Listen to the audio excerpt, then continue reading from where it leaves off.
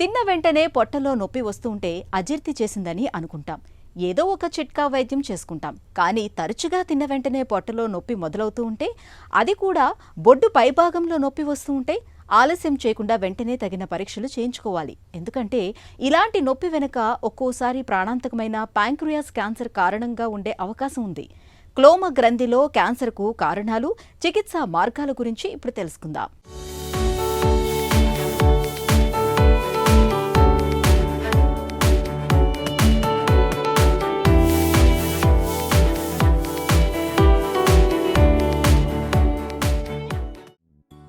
జీర్ణమండలంలో దిగువగా చూపుడు వేలు ఆకారంలో కనిపిస్తుంది చూసారా, అదే క్లోమ గ్రంథి.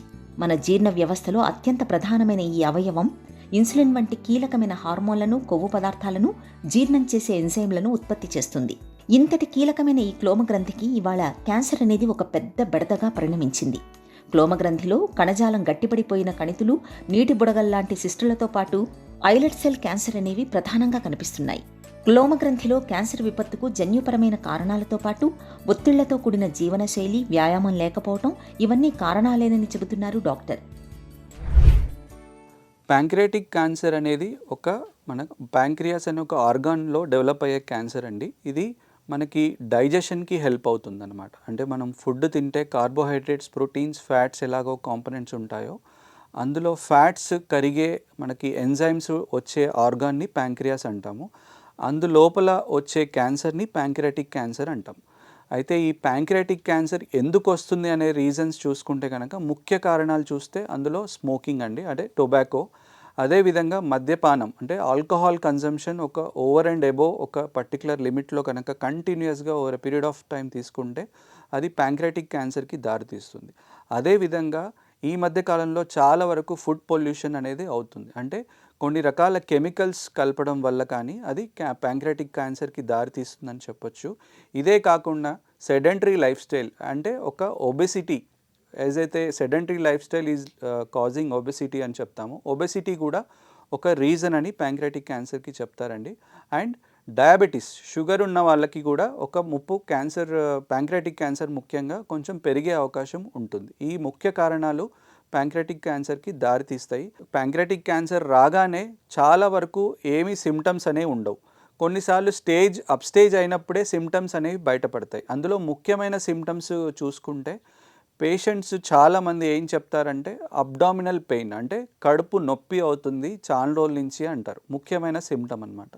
ఇది కాకుండా అన్ఇంటెన్షనల్ వెయిట్ లాస్ అంటే తెలియకుండానే బరువు అనేది తగ్గిపోతారు. అంటే ఒక 5% ఆఫ్ ద వెయిట్ ఒక ఓవర్ అండ్ అబోవ్ ఒక 3 monthsలో తగ్గిపోతే అది సిగ్నిఫికెంట్ వెయిట్ లాస్గా చెప్తాము. అదేవిధంగా ఆకలి కూడా వేయట్లేదు సార్ అంటారు. చాలామందికి loss of weight, loss of appetite and abdominal pain, ఈ 3 సిమ్టమ్స్ చాలా కామన్గా ప్యాంక్రియాటిక్ క్యాన్సర్ పేషెంట్స్లో చూస్తాము. ఇదే కాకుండా జాండిస్, అంటే ఒళ్ళు అంతా ఆర్ ఐస్ కానీ ఎల్లో కలర్గా మారిపోవడము, ఒళ్ళు మొత్తం జనరలైజ్డ్గా ఇచ్చింగ్ రావడము, ఈ అండ్ మోషన్స్ పోయినప్పుడు కలర్ ఆఫ్ ద స్టూల్, అంటే మోషన్ రంగు అనేది కూడా క్లే కలర్ స్టూల్ అండి, అంటే తెల్లగా మారడము, ఇవి ఎల్లో కలర్ లేకుండా మోషన్ రావడము, అవి కూడా క్యాన్సర్ లక్షణాలు, ప్యాంక్రియాటిక్ క్యాన్సర్ లక్షణాలుగా చెప్పొచ్చు. క్లోమ గ్రంథికి క్యాన్సర్ సోకినప్పుడు తరచూ నొప్పి అనేది ఒక ప్రధానమైన సమస్యగా ఉంటుంది. మలం బూడిద రంగులోకి మారుతుంది. మూత్రం కూడా ముదురు రంగులో వస్తుంటుంది. ఆకలి తక్కువగా ఉంటుంది. ఎప్పుడూ నీరసంగా కనిపిస్తుంటారు. క్రమంగా బరువు తగ్గిపోతుంటారు. తరచూ వాంతులవుతుంటాయి. కడుపులో ఎప్పుడూ వేదనగా, అస్థిమితంగా ఉంటుంది. అజీర్ణంతో పాటు విరేచనాలు బాధిస్తుంటాయి. క్యాన్సర్ కణితి క్లోమంలోని తల భాగంలో ఉన్నప్పుడు కామెర్లు కనిపిస్తాయి. అదే దేహ భాగంలో కానీ, తోక భాగంలో కానీ కణితి ఏర్పడితే నొప్పి వెనక్కి వ్యాపిస్తుంటుంది. సాధారణంగా సిటీ స్కాన్, ఎంఆర్ఐల సాయంతో క్లోమ గ్రంథిలో క్యాన్సర్ను గుర్తించవచ్చు. ఎండోస్కోపిక్ రెట్రాగ్రేడ్ కొలాన్సియో ప్యాన్క్రియాటోగ్రఫీ పరీక్షతో క్లోమ గ్రంథిలో క్యాన్సర్ సోకిన ప్రాంతాన్ని ఇంకా ఖచ్చితంగా గుర్తించవచ్చు. Pancreatic cancer one of the aggressive cancers అని చెప్పొచ్చు.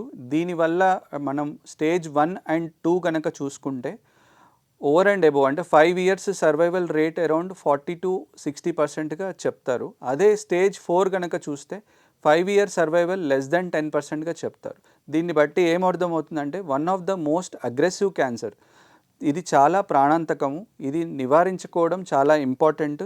ట్రీట్మెంట్ కనుక ఎర్లీ స్టేజెస్లో చేసుకుంటే క్యూర్ అనేది ఎక్కువగా ఉండే అవకాశం ఉంటుందండి. ప్యాంక్రియాటిక్ క్యాన్సర్ ఈ సిమ్టమ్స్ అన్ని ఎవాల్యుయేషన్ చేస్తున్నప్పుడు కానీ మేము కన్ఫర్మేషన్ టెస్ట్ అనేవి ఉంటాయండి. అందులో 2 టెస్టులు చాలా ఇంపార్టెంట్. అందులో ఎండోస్కోపీ అంటారు. ఎండోస్కోపిక్ అనేది ఒక కామన్గా అందరికీ తెలిసిన టెస్ట్. అంటే కొంచెం మత్తిచ్చేసి కెమెరా లోపలికి పంపించి అన్నవాహిక ఎట్లా ఉంది, ఆ ప్యాంక్రియాటిక్ ఏరియాలో ఎట్లా ఉంది, ఏమైనా మానని పుండ్లు ఉన్నాయా, బ్లీడింగ్ అవుతుందా అనేది తెలుసుకోవచ్చు. కొన్నిసార్లు ఎండోస్కోపీ నార్మల్ ఉంటుంది. అది ఏంటంటే ప్యాంక్రియాస్ లోపల గడ్డ ఫామ్ అయినప్పుడు అన్నవాహిక నార్మలే ఉంటుంది. అలా అని చెప్పి వాళ్ళకి ఎండోస్కోపిక్ అల్ట్రాసౌండ్ అంటాము. ఇది ఒక రకమైన ఎండోస్కోపీ పరీక్షనే. ఇది ఎండోస్కోపిక్ అల్ట్రాసౌండ్ అనేది దానికి ఎండోస్కోపీ ఇంకా అల్ట్రాసౌండ్ 2 పరికరాలు జోడించి చేయడం జరుగుతుంది. ఇందులో ఆ అల్ట్రాసౌండ్ ద్వారా ప్యాంక్రియాస్ లోపల గడ్డలు ఏమైనా ఉన్నాయా, చుట్టూతా స్ప్రెడ్ ఏమన్నా ఉందా, వీలైనప్పుడు బయాప్సీ తీయగలిగితే అది confirmatory test of pancreatic cancer అని చెప్తారు. వన్స్ ఈ టెస్ట్లు అయిపోయాక సిటీ స్కాన్ కానీ ఎంఆర్ఐ స్కాన్ ద్వారా కూడా మనం ప్యాంక్రియాటిక్ క్యాన్సర్ అనేది కన్ఫర్మేటరీగా చెప్పొచ్చండి. క్యాన్సర్కు ఆపరేషన్ చేస్తే ప్రమాదం అన్న నమ్మకం మనలో చాలా మందిలో కనిపిస్తుంది. ఆపరేషన్ మూలంగా క్యాన్సర్ కణితి పగిలిపోయి ఆ కణజాలం ఇతర ప్రాంతాలకు వ్యాపిస్తుందని అనుకుంటారు. నిజానికది ఒట్టి అపోహ మాత్రమే. జీర్ణాశయ భాగాల్లో వచ్చే క్యాన్సర్లకు ఆపరేషన్ అనేది ఉత్తమ చికిత్స. క్యాన్సర్ను ఏ దశలో గుర్తించామన్న దాన్ని బట్టి కీమోథెరపీ, రేడియేషన్, సర్జరీల సాయంతో క్యాన్సర్ కణితుల్ని తొలగిస్తారు. ఒకవేళ క్యాన్సర్ ముదిరిపోయినా మిగిలిన శేష జీవితం సాఫీగా గడిపేందుకు వీలుగా ఇవాళ ఆధునిక వైద్యంలో చక్కటి చికిత్సలు అందుబాటులో ఉంటున్నాయి. ప్యాంక్రియాటిక్ క్యాన్సర్ వన్స్ డయాగ్నోజ్ అయిపోయాక దాన్ని ఏ స్టేజ్ అనేది తెలుసుకునేందుకు సిటీ స్కాన్ ఎట్లయితే యూజ్ అవుతుందో అదేవిధంగా ఈ మధ్య పెట్ సిటీ స్కాన్ కూడా చేస్తున్నాము. ఆ పెట్ సిటీ స్కానింగ్ అనేది హోల్ బాడీ స్కాన్ అనమాట. అంటే ఇందులో మనకి స్టేజ్ 1, స్టేజ్ 2, స్టేజ్ 3, స్టేజ్ 4 అనేది తెలుస్తుంది. అదేవిధంగా ట్రిపుల్ ఫేజ్ సిటీ స్కాన్ అనేది చాలా ఇంపార్టెంట్ స్కాన్ ప్యాంక్రియాటిక్ క్యాన్సర్కి. ఈ 2 స్కాన్ల ద్వారా మనకి ఎన్నో దశ అనేది తెలుస్తుంది. యూజువల్గా చికిత్స అనేది 1 and 2 and 3 స్టేజెస్ వాళ్ళకి సర్జరీ ద్వారా ఉంటుందండి. అందులో సర్జరీ కూడా విపుల్స్ సర్జరీ అంటాం. అంటే హెడ్ ఆఫ్ ద ప్యాంక్రియాస్లో గడ్డలు ఏర్పడితే దీన్ని ఒక విపుల్స్ సర్జరీ ద్వారా నయం చేయొచ్చు. అదే కొంచెం బాడీ అండ్ టెయిల్ ద్వారా అక్కడ క్యాన్సర్ ఏర్పడితే ప్యాంక్రియాటికో స్ప్లినెక్టమీ అనే ఒక మేజర్ సర్జరీ ద్వారా దాన్ని క్యూర్ అవుతుంది. వన్స్ సర్జరీ అయిపోయాక దీనికి కీమోథెరపీ అని కూడా మనం యాడ్ చేయాల్సి ఉంటుంది. ఇది ఎందుకు అంటే రికరెన్స్ అంటే మళ్ళీ తిరగబడకుండా మనకి చాలా యూజ్ అవుతుందన్నమాట.